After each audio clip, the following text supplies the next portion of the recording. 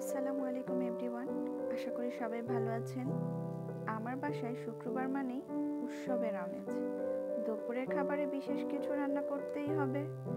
আজকে তাই বিরিয়ানি রান্না করে ফেললাম, আর তার সাথে শেয়ার করে দিলাম আমার বিরিয়ানি রান্নার রেসিপিটা।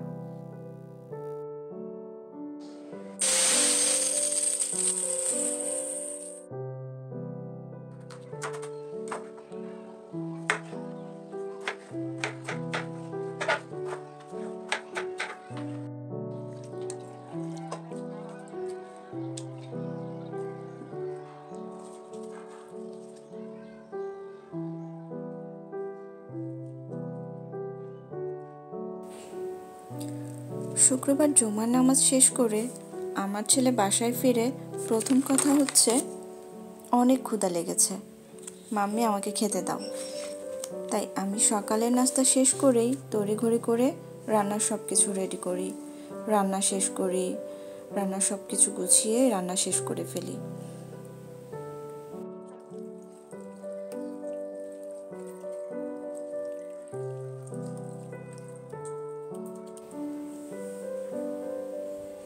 এখন আমি এক চুলায় মাংসটা বসিয়ে দিব, আর অন্য চুলায় চালের জন্য তেল তুলে দিব।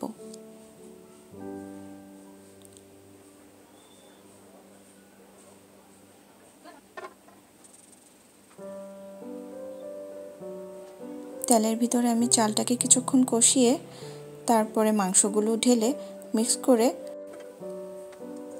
মিক্স করে বিরিয়ানিটাকে দমে দিয়ে রাখবো।